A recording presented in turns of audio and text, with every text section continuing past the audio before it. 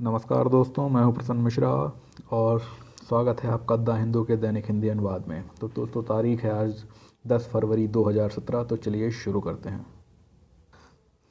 तो आज पहले पेज में कुछ भी खास नहीं था, तो उसको पूरी तरीके से छोड़ दिया गया है। तो यहाँ से शुरू करते हैं कि forest fire Kerala to enlist NASA help, यानी कि जंगलों की आग को लेकर के केरल जो है तो नासा की मदद लेगा। तो नासा की मदद कैसे लेगा दोस्तों? तो आपको बता दूं कि जब जंगलों में आग लगती है तो सैटेलाइट के द्वारा जो चित्र खींचे जाते हैं, जो पिक्चर्स खींची जाती हैं, तो उनमें उसका पता चल जाता है। तो क्या है कि नासा के जो सैटेलाइट्स हैं तो उनकी क्षमता काफ़ी अच्छी है और वो अक्सर जंगलों में लगी आग का पता लगा लेते हैं। तो ये कहा जा रहा है केरल के जंगल विभाग की तरफ से कि आगे चल के हम नासा की मदद लेंगे। और वो कैसी होगी? वो रियल टाइम एसएमएस अलर्ट होगी। तो यहाँ पे आप देख रहे हैं लिखा हुआ है रियल टाइम एसएमएस अलर्ट।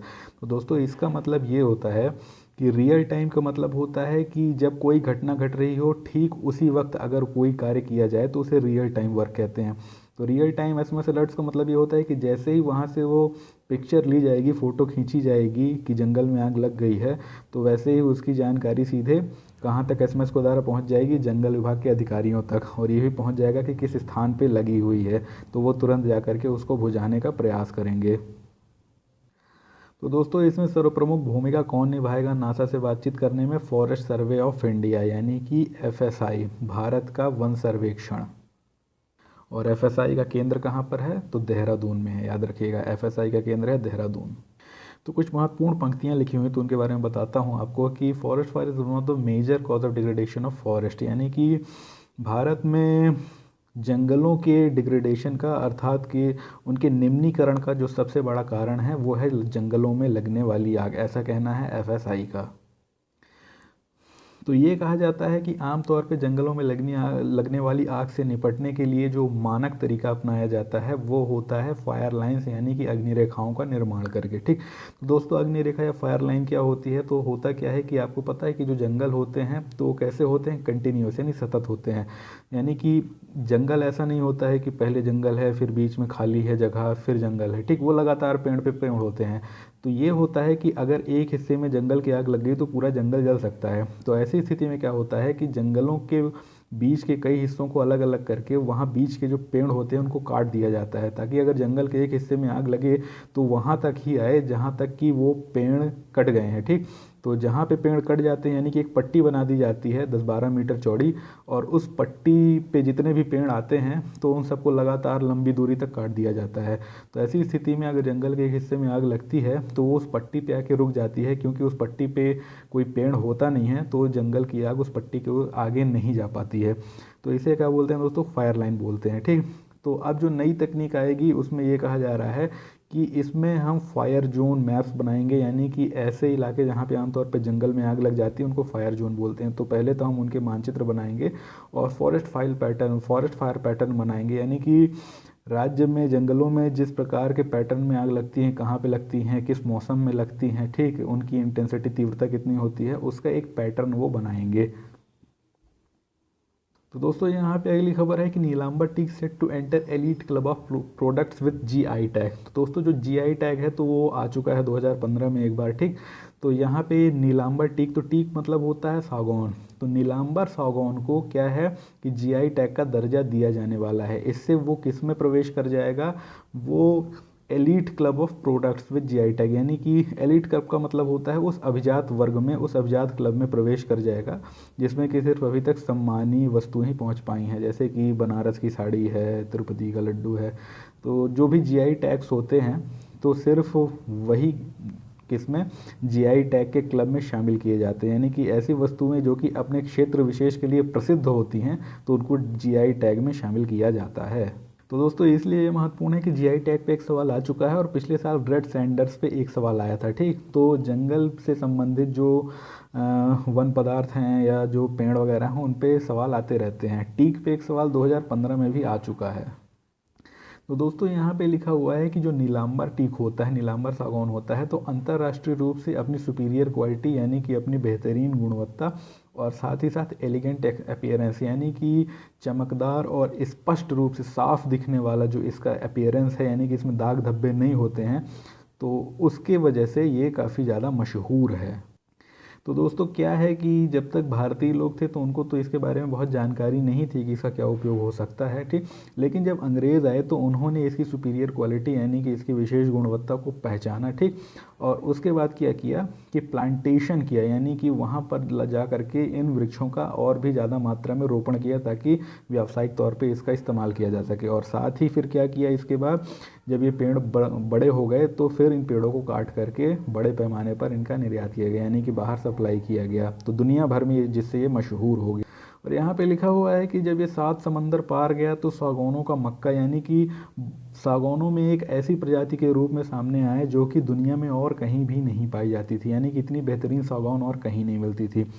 तो यहाँ पर ये लिखा है कि terms of timber blessed with superior mechanical and physical properties as well as incomparable aesthetic appearance were taken to the London and other parts of the world, यानी कि इस प्रकार का एक विशेष प्रकार का जो सागौन था जिसमें कि बेहतरीन यांत्रिक गुण यानी मैकेनिकल प्रॉपर्टी, भौतिक गुण यानी फिजिकल प्रॉपर्टी, और उसके अलावा अनकम्पेरेबल एस्थेटिक। तो दोस्तों एस्थेटिक का मतलब होता है सौंदर्य जिसमें बहुत हो, तो यानी कि जिसमें अतुलनीय सौंदर्य था। तो इस तरीके के जितने भी थे ना, तो उनको लंदन में या दुनिया भर के जो बड़े शहर थे वहाँ पर भेज दिया गया था। और दोस्तों ये भी बता दूँ कि नीलांबर शोरानूर रेलवे लाइन जो बनी थी वो इसीलिए बनी थी ताकि ज़्यादा से ज़्यादा इस सागौन को काट करके बंदरगाहों तक पहुँचाया जा सके। हालांकि ये कहा जा रहा है कि जब ये बहुत ज़्यादा मशहूर हो गया तो क्या हुआ कि फेक प्रोडक्ट्स यानी कि नकली माल बनने लगा, यानी कि जो फर्जी तरीके का सागौन होता था तो उसको नीलांबर सागौन बता करके बेचा जाने लगा, ठीक। तो ऐसी स्थिति में क्या हुआ कि ये कहा गया है कि इसका पेटेंट कराया जाना चाहिए ताकि इसके नाम पे कोई भी और सागौन को नीलांबर सागौन बता करके ना बेच सके, ठीक। तो ऐसी स्थिति में जब इसको पेटेंट करा लिया जाएगा और इसको एक जीआई एक्ट यानी जियोग्राफिकल इंडिकेशन एक्ट है उसके आधार पे जब इसको आईपीआर यानी इंटेलेक्चुअल प्रॉपर्टी राइट्स मिल जाएंगे, तो ऐसी स्थिति में क्या होगा दोस्तों कि इस विशेष क्षेत्र के अलावा कोई भी और ऐसा कोई अपने उसमें लेबल लगा करके नहीं बेच पाएगा सागौन में कि ये जो है नीलांबर सागौन है। फिर इसके बाद ये कौन बेच पाएगा? सिर्फ जो इस इलाके के लोकल लोग हैं जो कि यहीं से इस सागौन को काटते हैं। तो दोस्तों ये बिल्कुल आ सकता है इस बार। इसके अलावा यहाँ पे केरल की वो सभी चीज़ें दी हुई हैं जो कि अब तक जीआई टैग में शामिल हो चुकी हैं। तो जैसे लिखा हुआ है कि पोक्काली चावल, और इसके अलावा यहाँ पे बहुत सारी चीज़ें लिखी हुई हैं। तो क्या लिखा है, एक पाइनएप्पल है यानी वजह कोलम का पाइनएप्पल, और वेनाड की चावल की किस्में जैसे कि जीरा कासला और गंध कासला, और तिरूर का बीटल वाइन, और इसके अलावा केंद्रीय त्रावणकोर का जगरी यानी शीरा, और इसके अलावा चंगाली कोदान का नेंद्रन। तो ये क्या है, ये केले की प्रजाति है। नेंद्रन क्या है, केले की प्रजाति है। तो ये जो चीज़ें हैं तो इनको जियोग्राफिकल इंडिकेशन का टैग मिल चुका है। तो इनको भी आप देख लीजिएगा एक बार। तकरीबन भारत में 200 से ज़्यादा ऐसे पदार्थ हैं जिनको जियोग्राफिकल इंडिकेशन का टैग जीआई टैग दिया जा चुका है, और इसमें क्या पूछेगा ये नहीं कहा जा सकता। तो एक बार मैंने आपको और बताया था कि ये 200 से ऊपर हैं पर ये कुछ भी पूछ लेता है। तो एक बार आप लिस्ट तो देख लीजिएगा, तो हो सकता है वहाँ पे आपको याद आ जाए। तो दोस्तों यहाँ पे कहा जा रहा है कि Aadhaar number mandatory for subsidy centre, केंद्र सरकार ने कहा है कि आधार नंबर सब्सिडियों के लिए अनिवार्य होगा। तो यहाँ पर ये कहा जा रहा है कि proof of possession of Aadhaar number will be mandatory to avail oneself of the subsidised food grains और कैश ट्रांसफ़र। यानी कि दोस्तों जो राष्ट्रीय खाद्य सुरक्षा अधिनियम यानी कि national food security act NFSA है, तो उसके आधार पर अगर कोई भी व्यक्ति या तो सीधे खाद्य पदार्थों पर सब्सिडी चाहता है या कि जो कैश ट्रांसफ़र से उसको बेनिफिट मिलता है, तो उन सारी चीज़ों के लाभ को प्राप्त करने के लिए उसे अपने आधार नंबर को दर्ज कराना पड़ेगा। और अगर वो जाकर के वहाँ पर उसको दर्ज नहीं कराएगा, अपने राशन कार्ड से लिंक नहीं करवाएगा, तो उसको इस प्रकार की जो सब्सिडीज़ मिलती हैं वो नहीं दी जाएंगी। तो दोस्तों यहाँ पे ये कहा गया है कि आधार अधिनियम के आधार पे जो एक अधिसूचना जारी की गई है, तो उसके कारण जितने भी लाभार्थी हैं तो उनको अपने राशन कार्ड पर अब आधार कार्ड का प्रूफ जमा कराना पड़ेगा। यानी कि पहले अगर राशन कार्ड को आपने किसी दूसरे प्रूफ की सहायता से लिया था, कि वोटर आईडी इत्यादि की सहायता से लिया था, तो अब उसे मान्य नहीं किया जाएगा। और अगर आप आधार कार्ड नहीं लगाएंगे तो आपको सब्सिडी नहीं दी जाएगी। साथ ही साथ जो नए लाभार्थी होंगे, यानी कि जो नए लोग अब राशन कार्ड बनवाना चाहते हैं ताकि वो खाद्य सुरक्षा अधिनियम का लाभ उठा सकें, तो उनके लिए तो आधार अनिवार्य ही होगा, यानी कि उसके बिना तो शायद उनका अब राशन कार्ड भी ना बने, ऐसा हो सकता है। तो है क्या दोस्तों कि कुल मिलाकर के अब सरकार इस मूड में है कि वो देश भर की जितनी भी योजनाएं हैं उनको आधार से जोड़ देगी, ताकि जो लीकेज होता है ना, जो भ्रष्टाचार होता है, यानी कि ऐसे लाभार्थी जो कि दरअसल पे हैं ही नहीं, ठीक, या कि ऐसे लाभार्थी जो कि गरीबी रेखा के ऊपर हैं लेकिन फिर भी फर्जी तरीके से कार्ड बनवा करके क्या करते हैं, वो राशन कार्ड बनवा करके बीपीएल का, उसमें से खाद्य सुरक्षा इत्यादि का लाभ लेते रहते हैं, तो उन सारे लोगों पर अब लगाम कसी जा सकेगी। तो ये कहा जा रहा है कि जो नोटिफिकेशन है तो लागू हो जाएगा 8 फरवरी 2017 से, लेकिन जो कुछ राज्य हैं, असम, मेघालय तथा जम्मू कश्मीर, यहाँ पर ये अभी लागू नहीं होगा।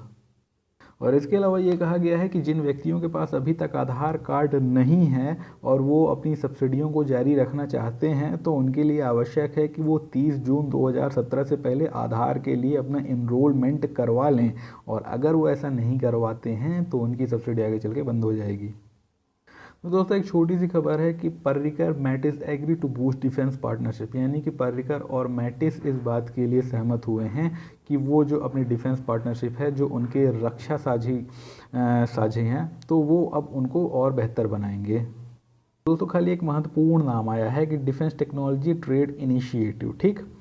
तो है क्या कि इसको खाली याद रखिएगा, और है क्या, ये अभी जो बात हुई थी ये फ़ोन पे हुई थी। अभी यहाँ पे साथ में ये भी लिखा हुआ है इन्होंने कि however there is no meeting on the agenda anytime soon they stated, यानी कि इनका ऐसा कथन था कि अभी इन दोनों के हाल फिलहाल मिलने की, मीटिंग करने की कोई भी गुंजाइश तो नहीं है। तो दोस्तों अभी जब कोई गुंजाइश नहीं है तो अभी कोई महत्वपूर्ण फैसला भी नहीं होगा। तो दोस्तों टेलीफोन पे कोई फैसला नहीं होता है, ठीक, बातचीत होती है। तो जब एग्रीमेंट होगा, तो जब बातचीत होगी तो उसके बारे में बताऊंगा। तो ये कब होगा, जब वो मिलेंगे।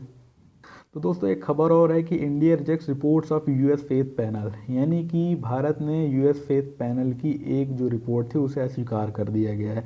तो दोस्तों उस फेथ पैनल का क्या नाम है, उसका नाम है USCIRF, यानी कि US commission of international religious freedom, ठीक। तो इन्होंने क्या आरोप लगाया था, पिछले वर्ष भी लगाया था, इस वर्ष भी लगाया भारत पे इन्होंने आरोप, और पिछले वर्ष भी भारत ने अस्वीकार किया था, इस बार भी उसको रिजेक्ट किया है। तो आरोप ये लगाया इन्होंने कि भारत में जो है तो लगातार जो माइनॉरिटीज़ यानी कि अल्पसंख्यक हैं उन्हें विजिलेंटिज्म का शिकार होना पड़ रहा है। तो दो आरोप लगाए, एक तो विजिलेंटिज्म का शिकार और दूसरा कॉन्स्टिट्यूशनल चैलेंजेस का शिकार। तो दोस्तों कॉन्स्टिट्यूशनल चैलेंजेस का मतलब ये होता है कि संवैधानिक चुनौतियाँ, यानी कि जो उनके संवैधानिक अधिकार हैं उनको बराबर रूप से कई बार प्राप्त नहीं हो पाते हैं, एक तो ये आरोप लगाया है। और दूसरा जो विजिलेंटिज्म का मतलब होता है वो ये होता है कि जब लोग कानून अपने हाथ में लेने लगें और उसका उपयोग माइनॉरिटी के खिलाफ करने लगें तो इसे कहते हैं विजिलेंटिज्म। जैसे कि दोस्तों कोई भी एक आदमी एक दल बना ले, और हालांकि कोई व्यक्ति अगर कानून के खिलाफ कार्य करता है तो पुलिस का काम होता है कि उसे गिरफ्तार करे, उस पर कार्रवाई करे, ठीक। अगर कोई आदमी दल बना ले और वो पुलिस का काम करने लगे तो इसे ही कहते हैं विजिलेंटिज्म। तो ध्यान रखिएगा दोस्तों ये महत्वपूर्ण शब्द है विजिलेंटिज्म, इसको हिंदी में कहते हैं अति सतर्कता, ठीक। तो अगर आप अति सतर्कता शब्द लिखते हैं कहीं पर, मेंस में कहीं पर भी, तो आप बगल में विजिलेंटिज्म लिख दीजिएगा, शायद जांचने वाले को ना पता हो कि अति सतर्कता का क्या मतलब है। तो दोस्तों यही होता है कि भारत में भी आपने देखा होगा कि कुछ गौरक्षा दल इत्यादि हैं जो कि क्या करते हैं, विजिलेंटिज्म करते हैं। यानी कि अगर गौ हत्या करना अपराध है कानूनन रूप से, तो उनका ये काम होता है कि वो पुलिस को सूचित करें ताकि पुलिस आकर के जो कार्यवाही करनी हो वो करे, बजाय कि वो खुद ही पुलिस बन जाएं और लोगों को पकड़ के उनको मारे पीटे, ठीक, और उन पर कार्यवाही करने लगें। तो ये क्या है कि अगर कोई व्यक्ति या समूह ऐसा करता है तो वो विजिलेंटिज्म का उदाहरण होता है। तो हालांकि भारत सरकार ने कहा कि ऐसे जो वाक़ये हैं, तो भारत एक बहुत बड़ा देश है और ऐसे वाक़ये बहुत कम हुए हैं, तो ये आप सामूहिक रूप से आरोप नहीं लगा सकते हैं कि भारत में इस तरीके का विजिलेंटिज्म है। अगर ऐसे हमारे यहाँ 60, 70, 100 घटनाएं होती तो आप कह सकते थे, लेकिन 2-1 घटनाओं पे आप ये नहीं कह सकते कि हमारे यहाँ विजिलेंटिज्म है। हालांकि दोस्तों ये बता दूं कि जो इस प्रकार के मुद्दे होते हैं ये काफ़ी सेंसिटिव होते हैं, ठीक। तो जब भी आपको कुछ भी लिखने के लिए आए, आगे अगर आप इंटरव्यू में अपना कोई ऐसा सवाल का जवाब दे रहे हो तो काफ़ी ज़्यादा संतुलित होकर के सोच समझ के बोलिएगा। अगर आप एक पक्षीय हो जाते हैं किसी भी तरफ से तो ज़ाहिर तौर पे आपका जो मामला है वो बिगड़ सकता है, क्योंकि ये माना जाएगा कि आप कहीं ना कहीं कट्टरता रखते हैं, या तो इस धर्म के प्रति, बहुसंख्यक धर्म के प्रति, या तो फिर अल्पसंख्यक धर्म के प्रति, ठीक। तो आपको अपनी कट्टरता बिल्कुल भी नहीं जाहिर करनी है कहीं पर भी, क्योंकि जो एक सिविल सर्वेंट का होता है सोचने का तरीका, वो कट्टरता होता ही नहीं है, ठीक। वो बिल्कुल कैसा होता है, संतुलित और सेक्युलर होता है। तो वो कभी भी ऐसा नहीं सोचता है कि अगर कोई घटना दुर्घटना हो गई है तो उसे इस दृष्टिकोण से या इस नज़रिए से देखे कि वो खुद को ही, अपने आप को ही कट्टरवादी बना ले। तो हमेशा उसे सेक्युलर नज़रिए से देखना है कि अगर कुछ गलत हुआ है तो उससे के लिए निपटने के लिए कानूनी रास्ते क्या होने चाहिए, उसको इस तरीके से विचार करना चाहिए। और अगर कोई ऐसी घटना हो गई है, दंगा फसाद हो गया है, तो बजाय उसमें हिस्सा लेने के उसे सोचना चाहिए कि वो कैसे रोका जा सकता है, ठीक। ताकि अगर जो कुछ जाने अभी चली गई हैं तो आगे और ना जाने लोग बच सकें, तो वो उसका मकसद होना चाहिए। क्योंकि जब आप सिविल सर्वेंट बनेंगे तो आपका काम ही होगा कि समाज में संतुलन बना के रखना, बजाय कि समाज को अस्थिरता में डालना। समझ रहे हैं ना। तो ये इस तरीके के मुद्दे जो हैं, तो ये आपके थोड़ा सा विचार विमर्श को भी पक्का करने के लिए मदद करते हैं, अगर आप इस पर गहराई पे सोचते हैं तो। और एक सीधी सी बात बता दूं कि अगर आपको आईएएस बनना है तो आपको अपनी विचारधारा को बिल्कुल सेक्युलर और बिल्कुल हर प्रकार से तटस्थ निरपेक्ष रखना होगा। यानी कि किसी भी तरीके की जातिवादी, संप्रदायवादी, क्षेत्रवादी, भाषावादी विचारधारा रख करके आप आईएएस नहीं बन सकते, क्योंकि ऐसे सवाल पूछे जाते हैं कि वहाँ पे आपकी अगर विचारधारा झलक जाती है या तो उत्तर लिखने में, या कि अगर आप वहाँ पे बच भी जाते हैं तो अगर आप इंटरव्यू देने जाते हैं तो दोस्तों वहाँ पे ऐसे दिग्गज लोग, एक्सपर्ट लोग बैठे होते हैं कि वो आपके दिमाग में क्या चल रहा है, आप किस प्रकार के विचारधारा के आदमी हैं, वो निकलवा लेते हैं, ठीक। तो या तो आपके मेंस में उत्तरों में वो झलक जाएगा, तो वहाँ पे जो मेंस में कॉपी जांचते हैं तो उनको एक इंस्ट्रक्शन होता है कि अगर आपको कोई भी व्यक्ति ऐसी विचारधारा का मिले जिसने ऐसे ऐसे तरीके से जवाब लिखा हो, तो आप उसको तुरंत ही कम नंबर दे करके बाहर कीजिए, ठीक। और अगर वो वहाँ से निकल भी जाता है तो दोस्तों वहाँ इंटरव्यू में बचना उसके लिए लगभग असंभव होता है, क्योंकि वहाँ पे जो पैनल होता है वो किसी न किसी तरीके से ये जान लेता है कि आप किस प्रकार की विचारधारा के आदमी हैं, तो वो तो वहाँ पे आपको रोक ही लेंगे। तो इसलिए आपके लिए आवश्यक है कि आप शुरू से ही अपनी विचारधारा को पूर्ण रूप से सेक्युलर और पूर्ण रूप से हर प्रकार की विचारधाराओं से तटस्थ रखिए। यानी कि न जातिवाद, न संप्रदायवाद, न क्षेत्रवाद, न भाषावाद, कुछ भी नहीं, ठीक है ना। आपकी नज़र में कोई भी व्यक्ति हो, किसी भी धर्म का हो, किसी भी जाति का हो, क्षेत्र का हो, भाषा बोलने वाला हो, तो वो समान होना चाहिए। जैसे कि एक होता है इक्वलिटी बिफोर लॉ, यानी कि कानून के सामने सभी बराबर हैं, तो कानून के सामने हम सभी बराबर ही होने चाहिए, ऐसी आपकी विचारधारा हो। क्योंकि ऐसी विचारधारा ना सिर्फ आपको आईएएस बनने में मदद करेगी, बल्कि आपको एक अच्छा नागरिक और एक अच्छा मनुष्य बनने में भी मदद करेगी। तो दोस्तों यहाँ पे लिखा हुआ है कि exiled Maldives leader Nasheed set sight on 2018 polls, यानी कि जो एक एग्जाइल्ड अर्थात निर्वासित मालदीव के लीडर हैं, नेता हैं नशीद, तो वो 2018 के चुनावों पे अपनी नज़र गड़ाए हुए हैं। तो है क्या दोस्तों, मुद्दा क्या है? मुद्दा ये आपको बताता हूँ कि यहाँ पे मालदीव में दो प्रमुख नेता हैं, ठीक। एक का नाम है अब्दुल्ला यमीन, ठीक, और दूसरे का नाम है मोहम्मद नशीद। तो मोहम्मद नशीद जो है, तो आपके सामने फ़ोटो दिख ही रही होगी, ठीक। तो है क्या कि दोस्तों पहले मोहम्मद नशीद जो थे तो वहाँ के प्रेसिडेंट थे, और उसके बाद फिर अचानक से इनका तख्ता पलट करके कौन बन गए थे? अब्दुल्ला यमीन बन गए थे। तो मोहम्मद नशीद ने कहा था कि अब्दुल्ला यमीन अलोकतांत्रिक तरीके से, गलत तरीके से मालदीव के राष्ट्रपति बने हैं, ठीक। तो इस वजह से उनके खिलाफ कार्रवाई होनी चाहिए, ठीक। तो चूंकि कुछ हुआ नहीं उस बात को लेकर के, और क्या था कि जो भारत था, तो भारत ने भी इस मामले में अपना दखलंदाजी नहीं दिया, तो जिसकी वजह से अब्दुल्ला यमीन साहब टिके रहे। यानी कि भारत ने एक तरीके से मूक सहमति दी किसको? अब्दुल्ला यमीन को, भले ही वो किसी भी तरीके से आए थे, ठीक। तो चूंकि क्या है कि अब इस बात को लेकर के इनको काफ़ी ज़्यादा क्षोभ हुआ, बाद में श्रीलंका भी गए और उन्होंने एक कोशिश की थी पिछले साल या पिछले के पिछले साल, इन्होंने अब्दुल्ला यमीन की सरकार का ही तख्ता पलट करने के लिए क्या किया कि एक तख्तापलट, एक कू करने की कोशिश करवाई, ठीक, सेना की सहायता से, अपने कुछ लोगों की सहायता से, लेकिन क्या हुआ कि वो असफल हो गया। जैसे कि अभी तुर्की में फैतुल्ला गुलेन ने एर्दोगान के खिलाफ जो तख्तापलट की साजिश नहीं की थी लेकिन विफल हो गई, तो ठीक इनके साथ भी वही हुआ कि इन्होंने जो कोशिश करवाई थी वो विफल हो गई। तो जैसे ही वो कोशिश विफल हुई तो इनको क्या किया, अब्दुल्ला यमीन साहब ने इनको देशद्रोही घोषित करवा दिया। अब चूंकि जब ये देशद्रोही घोषित हैं तो ये कैसे चुनाव लड़ सकते हैं। तो अब ये दुनिया भर में भटक रहे हैं, बोल रहे हैं कि भाई कुछ ऐसा जुगाड़ करो ताकि मैं यमन जा वो सॉरी ताकि मैं मालदीव जा कर के या अब्दुल्ला यमीन के ख़िलाफ़ चुनाव लड़ सकूं, और मेरे पास बहुत ज़्यादा पब्लिक सपोर्ट है, और अब्दुल्ला यमीन जो है तो वो एक भ्रष्ट नेता है और उसको जो है तो पब्लिक नफ़रत करती है वहाँ की, ऐसा कहना है मोहम्मद नशीद साहब का। लेकिन क्या है कि अब भविष्य क्या होगा वो तो देखा जाएगा। अगर भारत इनके पक्ष में दखलंदाजी करता है तो जाहिर तौर पे ये फिर से वापस लौट सकते हैं, क्योंकि हिंद महासागर के इलाकों में भी भारत की काफ़ी ज़्यादा पकड़ है। लेकिन क्या है दोस्तों कि अभी जो अब्दुल्ला यमीन साहब हैं उनको ये लगता है कि भारत जो है तो हो सकता है कि आगे दखलंदाजी कर ना दे, हालांकि अभी तो साथ में है भारत अब्दुल्ला यमीन के। तो इन्होंने, अब्दुल्ला यमीन साहब ने अभी चीन से काफ़ी ज़्यादा अपने ताल्लुकात बढ़ा लिए, यानी कि मालदीव में लगातार जो बहुत सारे इन्वेस्टमेंट्स हो रहे हैं तो वो कौन कर रहा है, चीन कर रहा है, ठीक। तो आपको नहीं पता होगा कि मालदीव ने अभी एक कानून बनाया था कि अगर कोई उनके यहाँ $2 अरब का इन्वेस्टमेंट करता है तो वो उसको अपना एक द्वीप ही दे देंगे कई वर्षों के लिए लीज पर, जहाँ पे वो अपना उसका कुछ भी उपयोग करेगा, यानी कि वो सैन्य अड्डा भी एक सैनिक बेस भी बना सकेगा। तो चीन के लिए तो $2 अरब कोई बड़ी बात नहीं रखती, तो उसने निवेश करके वहाँ पे क्या किया है कि अब अपना एक सैन्य अड्डा बनाने की तैयारी कर रहा है।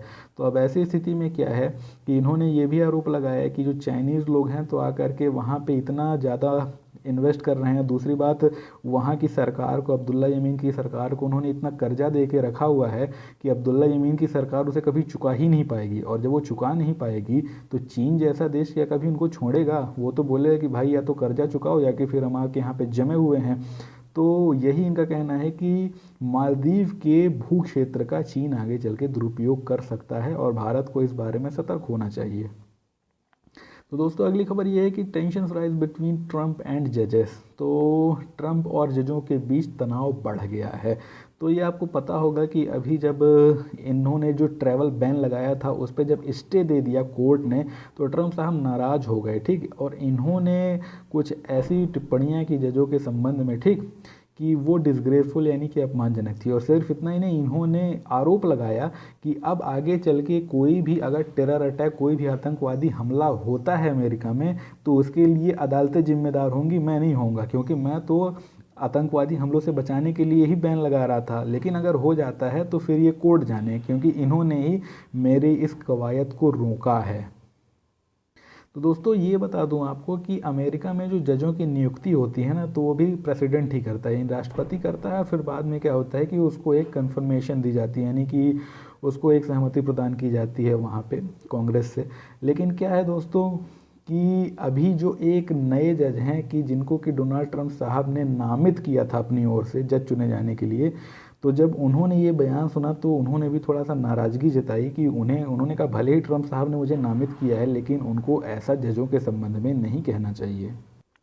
तो दोस्तों अगला ये है कि house of common passes Brexit bill, यानी कि जो एक ब्रेग्जिट बिल है तो उसे हाउस ऑफ कॉमन यानी कि वहाँ के निचले सदन ने, ब्रिटेन के निचले सदन ने क्या किया है कि पास कर दिया है, ठीक। तो पहले भी एक बिल पास हुआ था, लेकिन क्या था कि वो शायद पूर्ण रूप से ब्रेग्जिट के लिए नहीं था, वो शायद उसकी एक प्रोसीजर के लिए था। वो जो प्रोसीजर के बाद अब जो ब्रेग्जिट से पास होने का, ब्रेग्जिट से निकलने का जो एक बिल है तो वो पास हो गया है। तो क्या है कि अभी हाउस ऑफ लॉर्ड्स यानी कि वहाँ की जो राज्यसभा के स्तर की उच्च सदन है, अब वहाँ जाएगा और 20 फरवरी को वहाँ पर इस पर क्या होगी कि सुनवाई होगी, मतलब कि चर्चा होगी, फिर वहाँ पे भी इसको पास कर ही दिया जाएगा। तो ये है कि ब्रिटेन का ये कहना है कि हम मार्च के अंत तक किसी भी तरीके से ब्रेग्जिट से निकलना चाहते हैं। तो हम इसलिए चाहते हैं कि जल्द से जल्द प्रक्रिया पूरी हो, ताकि अगर हमने ब्रेग्जिट का ले ही लिया है फैसला तो लेट करके अपनी इकोनॉमी पे बुरा असर ना उसका पड़ने दें। तो दोस्तों पाकिस्तान ने एक आरोप लगाया है कि इंडिया बिल्डिंग सीक्रेट न्यूक सिटी, यानी कि भारत एक गोपनीय नाभिकीय शहर बना रहा है। तो दोस्तों जो सीक्रेट न्यूक सिटी का मतलब होता है वो ये होता है कि कोई सिटी नहीं होती कि कोई शहर है जिसमें न्यूक्लियर बम है, कि किसी भी एक स्थान पे बहुत ज़्यादा अगर न्यूक्लियर बम इकट्ठा करके रखे जाएँ तो उनको कहते हैं सीक्रेट न्यूक सिटी, यानी कि गोपनीय न्यूक्लियर शहर। तो ये कहना है कि जो पाकिस्तान के पाकिस्तान की जो विदेश प्रवक्ता हैं नफीस ज़कारिया, तो ज़कारिया साहब ने ये कहा है कि भारत लगातार जो है तो मास डिस्ट्रक्शन यानी कि जनसंहार के, यानी कि सीधी सी बात न्यूक्लियर हथियार बड़ी मात्रा में बना रहा है और ऐसा उसको नहीं करना चाहिए। तो इन्होंने ये कहा है कि पाकिस्तान जो है तो प्रिंसिपल ऑफ पीसफुल एग्जिस्टेंस यानी कि किस सिद्धांत पे भरोसा करता है, शांतिपूर्ण सहस्तित्व पे भरोसा करता है। लेकिन भारत की जो सरकार है तो वो उस पर रेसिप्रोकेट नहीं कर रही, यानी कि वो भी शांतिपूर्ण व्यवहार नहीं कर रही है। तो उनका ये कहना है कि भारत जो है तो लगातार सीज़ फायर तोड़ देता है और इत्यादि प्रकार की जो घटनाएं हैं तो भारत की तरफ से घटित की जाती हैं। तो उन्होंने कहा कि इस बात का अंतर्राष्ट्रीय समुदाय को नोट लेना चाहिए, यानी कि संज्ञान लेना चाहिए। उन्होंने मुख्य रूप से जो आरोप लगाया, तो उन्होंने ये आरोप लगाया कि जो भारत है तो उसके पास आज की तारीख में ऐसी तकनीक और इतना ज़्यादा न्यूक्लियर मटेरियल है कि वो उससे 356 से लेकर के 492 तक न्यूक्लियर बम बना सकता है। तो यहाँ पे भारत की तरफ से विकास स्वरूप जी ने क्या कहा, जो विदेश प्रवक्ता हैं, उन्होंने कहा कि बेसलेस एलिगेशन यानी कि आधारहीन आरोप हैं। और उन्होंने कहा कि इस बात पे कोई सच्चाई नहीं, ये खाली सिर्फ जो सो कॉल्ड न्यूक्लियर सिटी की बात है, ये खाली सिर्फ क्या है कि पाकिस्तान की एक कल्पना है, उससे ज़्यादा कुछ नहीं। तो दोस्तों एक शब्द आ रहा है तो अक्सर ये आता रहता है ETF यानी एक्सचेंज ट्रेडेड फंड। तो इसके बारे में मैंने आपको जब विस्तार से बताया था, शायद अपने तीसरे या चौथे लेक्चर में ही कभी आपको बताया था। तो इसको आप ज़रूर जा करके देखिएगा, सुनिएगा, या तो वहाँ पर या कि फिर कहीं और से, ये इस बार आ सकता है। ठीक। तो यहाँ पे फिनांस मिनिस्टर ने ये कहा है कि इलेक्टोरल बॉन्ड खरीदने वाले लोगों का जो नाम है तो वो सुरक्षित रहेगा, जाहिर नहीं किया जाएगा। क्यों? क्योंकि ये बैंकों की जो गोपनीयता नीति होती है उसके तहत होता है। यानी कि इनका ये कहना है कि आगे चल के जो रिज़र्व बैंक के द्वारा इलेक्टोरल बॉन्ड जारी किए जाएंगे जो कि चुनाव में फंडिंग के लिए उपयोग होंगे, तो जो व्यक्ति उन बॉन्डों को खरीद करके अपनी संबंधित पार्टी को देगा, जिसका कि वो समर्थन करता है उस पार्टी को देगा, तो उसका जो नाम है तो वो जाहिर नहीं किया जाएगा। तो दोस्तों है क्या कि अगर इस तरीके की आ जाती है सुविधा तो ये बड़ा अच्छा है, क्योंकि क्या होगा कि ऐसी स्थिति में जो ब्लैक मनी लगती है चुनावों में तो वो लगना बंद हो जाएगी। क्यों? क्योंकि तब मजबूरी होगी लोगों की कि वो अपने इलेक्टोरल बॉन्ड से ही क्या करेंगे, पैसा देंगे लोगों को। तो दोस्तों जब इलेक्टोरल बॉन्ड से ही पैसा देंगे तो होगा क्या कि जिन बैंकों के इनके खाते हैं तो उन बैंकों से पहले इनको क्या लेना पड़ेगा, इलेक्टोरल बॉन्ड्स लेने पड़ेंगे। ठीक। तो जब वो अपने बैंक के खातों से इलेक्टोरल बॉन्ड्स निकलवाएंगे तो जाहिर तौर पे ये बैंकों के पास तो सूचना होगी ना कि इनके खाते से इलेक्टोरल बॉन्ड के लिए कितने पैसे निकाले गए हैं, यानी कि इलेक्टोरल बॉन्ड के रूप में कितने पैसे निकाले गए हैं। तो है क्या कि जब कोई एक बहुत ज़्यादा सीमा से ज़्यादा देगा, तो दोस्तों आपको वैसे भी पता है कि 2,000 रुपये से ज़्यादा अगर आप कैश देंगे तो अब आपको उसमें उनकी सारी जानकारी जो है तो वो देनी पड़ेगी। तो है क्या कि दोस्तों हो सकता है कि जब आप इलेक्टोरल बॉन्ड का उपयोग करें तब तो आपका पूरा का पूरा दर्ज ही रहेगा। तो ऐसी स्थिति में अब मजबूरी होगी जो पार्टियां हैं, राजनीतिक पार्टियां हैं, कि जो फर्जी तरीके से वो फंडिंग करती थी चुनावों की, तो उसको वो नहीं कर पाएंगे, बड़ा मुश्किल होगा उनके लिए। हो सकता है कि वो फर्जी तरीके से फर्जी खाते खुलवा करके फिर उनसे इलेक्टोरल बॉन्ड निकलवाएं, ऐसा कुछ वो करने की कोशिश करेंगे। देखिए कि जब भी कोई कानून ऐसा बनता है तो लोग लूप होल ढूंढते ही ढूंढते हैं। ठीक। तो हालांकि ये कहा है फाइनेंस मिनिस्टर ने कि जो बैंक हैं तो बैंकों का अपना एक अलग बैंकिंग कंपनीज रेगुलेशन एक्ट होता है, यहाँ पे नाम लिखा हुआ है कि बैंकिंग कंपनीज रेगुलेशन एक्ट होता है। तो उसमें जो सीक्रेसी लॉ यानी कि गोपनीयता के कानून होते हैं, तो उनके हिसाब से ऐसा सिर्फ सरकार ही नहीं, कोर्ट को भी उसकी सूचना नहीं दी जाएगी। यानी कि सरकार तो सरकार, कोर्ट तक को उसकी सूचना नहीं दी जाती है कि किस व्यक्ति ने बैंक से कौन कौन से ट्रांजैक्शन इस प्रकार के किए हैं। तो ये उन्होंने अपनी तरफ से क्या दिया, उन्होंने अपनी तरफ से एक आश्वासन दिया है। तो था क्या कि जो विपक्ष था तो लगातार इस बात पे चिल्ला रहा था, तो उन्होंने ये कहा कि हर प्रॉब्लम के, हर सॉल्यूशन पे एक प्रॉब्लम नहीं ढूंढना चाहिए, नहीं कि जो हल निकाले जा रहे हैं समस्याओं के उन हलों को ही समस्या नहीं बता देना चाहिए, उनका ऐसा कहना था। दोस्तों एक जो दूसरा शब्द आया है उसका इलेक्टोरल बॉन्ड से कुछ लेना देना नहीं है, पर आगे बता देता हूँ। इसे कहते हैं एसेट क्वालिटी रिव्यू, यानी कि परिसंपत्ति गुणवत्ता समीक्षा। तो दोस्तों ये क्या होता है, तो है क्या दोस्तों कि जब NPA होता है ना बहुत ज़्यादा, तो वो क्यों बढ़ जाता है, एनपीए इसलिए बढ़ जाता है क्योंकि जो बहुत से बैंक होते हैं तो वो अपने एनपीए को लगातार छुपा के रखते हैं। क्यों? अगर बैंक अपने एनपीए को जाहिर कर देंगे तो क्या होगा, उनकी परफॉर्मेंस सबके सामने आ जाएगी और उनके शेयर के दाम धड़ाक से नीचे गिराएंगे। क्योंकि अगर बैंकों के एनपीए इतने ज़्यादा हैं तो कोई भी उनके वो शेयर को नहीं खरीदना चाहेगा, क्योंकि ज़्यादा एनपीए वाले बैंक जो होते हैं तो लगातार घाटे ही में चलते हैं। तो घाटे में चलने वाले बैंक के शेयर कौन खरीदेगा, कौन बेवकूफ़ होगा। तो सीधी सी बात यह है कि बैंक क्या करते हैं कि एनपीए की जानकारी छुपा लेते हैं ताकि इनके जो शेयर की कीमतें हैं गिरने ना पाएँ। तो है क्या कि आरबीआई की मजबूरी होती है, वो जानता है कि ये लोग छुपाते हैं तो उसे एक एसेट क्वालिटी रिव्यू करना पड़ता है। तो जब एसेट क्वालिटी रिव्यू होता है तो उसमें जो आरबीआई है तो इन सारे बैंकों की सारी बही खाते इत्यादि जो हैं उनकी जांच परख करता है, खोजबीन करता है और अक्सर वो यही पाता है कि यार इनका इतना एनपीए था, इन्होंने छुपा के रखा हुआ था। तो ये है कि जब आरोप लगाया गया अरुण जेटली जी के ऊपर कि आपकी सरकार जब से आई है तब से एनपीए ज़्यादा बढ़ा है, तो अरुण जेटली ने यही कहा कि जो बैंक थे वो अपना एनपीए छुपा के बैठे हुए थे और जब आरबीआई ने एसेट क्वालिटी रिव्यू किया पिछले साल तब जाकर के पकड़ में आया कि यार ये तो अपनी बदमाशी कर रहे थे, छुपा के बैठे हुए थे। और जब वो सामने आ गया तो आरबीआई ने सब कुछ जाहिर कर दिया। तो जाहिर करने के बाद तो फिर सारे बैंक मजबूर हो गए उस चीज़ को स्वीकार करने के लिए कि हाँ हमने बदमाशी की थी। तो अब है क्या दोस्तों कि ये बैंक तो करते ही रहते हैं, नहीं तो उनका बिजनेस कैसे चलेगा। लेकिन क्या है कि एसेट क्वालिटी रिव्यू जैसी जो चीज़ें हैं ये लगातार होती रहनी चाहिए ताकि जो बैंक हैं वो अपने निवेशकों को धोखे में ना रख सकें। तो एसेट क्वालिटी रिव्यू का क्या अर्थ है वो आपको पता चल गया।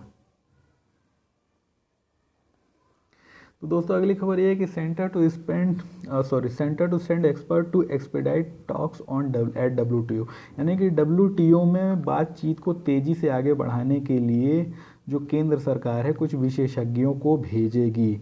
तो दोस्तों है क्या कि इसमें जो सबसे महत्वपूर्ण मुद्दा है, तो अभी तक क्या था, खाद्य सुरक्षा के संबंध में था। अब एक नया मुद्दा जुड़ गया है इसमें कि ई कॉमर्स का। तो दोस्तों पहली बात तो आपको बता दूं कि डब्ल्यूटीओ की हर 2 साल में एक मिनिस्ट्रियल कॉन्फ्रेंस यानी मंत्री स्तरीय वार्ता होती है, ठीक, मंत्री स्तरीय सम्मेलन होता है। तो ये हर 2 साल में होता है। तो पिछला 2015 में हुआ था और अगला जो है दिसंबर 2017 में होगा। लेकिन दोस्तों क्या है कि बहुत सारे जो पुरानी वार्ताएं हुई हैं, जो खासकर एक दोहा में हुई थी जिसे कि दोहा डेवलपमेंट राउंड कहते हैं, तो उसमें क्या हुआ था कि जो खाद्य सुरक्षा से संबंधित मुद्दा था, खासकर जो पब्लिक स्टॉक होल्डिंग का था, उसका जो मुद्दा था तो वो सुलझ नहीं पाया था। जिसकी वजह से क्या हुआ था कि ये कहा है निर्मला सीतारमण ने कि अगर पुराने मुद्दे ही नहीं सुलझ पाएंगे तो फिर इस तरीके की जो वार्ताएं हैं तो उनका क्या मतलब रह जाएगा कि पुराने मुद्दे सुलझ नहीं पा रहे हैं और आप नए मुद्दे इंट्रोड्यूस करने की बात कर रहे हो। पहले आप पुराने तो सुलझाओ। तो है क्या दोस्तों कि ये मुद्दा क्या था, मैं आज आपको बता ही देता हूँ। यहाँ पे एक शब्द लिखा हुआ है public stock holding for food security, ठीक। तो आपको पता है कि भारत में जो खाद्य सुरक्षा है उसके लिए क्या करती है सरकार जो है तो समर्थन मूल्य पर सबसे पहले जैसे कि 1500 रुपये यानी कि 15 रुपये किलो के हिसाब से 1500 रुपये कुंटल या 15 रुपये किलो के हिसाब से मान लीजिए गेहूँ खरीदती है। बाद में सब्सिडी देकर के कितने रुपये किलो बेचती है, 2 रुपये किलो बेचती है, ठीक। तो 13 रुपये की उसमें सब्सिडी दे देती है। तो है क्या दोस्तों कि ये जो सारा का सारा गेहूँ खरीदा जाता है तो कहाँ इकट्ठा होता है, ये इकट्ठा होता है एफसीआई में। तो भारत में जो एफसीआई के गोदाम होते हैं वहाँ काफ़ी ज़्यादा मात्रा में इस तरीके के जो खाद्य पदार्थ हैं वो इकट्ठा रहते हैं। तो है क्या, इसे ही बोलते हैं दोस्तों public stock holding for food security, ठीक। तो पब्लिक स्टॉक होल्डिंग दोस्तों जब किसी भी देश में बहुत ज़्यादा होती है तो उससे एक खतरा पैदा हो जाता है उस देश के प्राइवेट बाज़ार के लिए, यानी कि जो निजी बाज़ार है अनाज का उसके लिए। क्यों?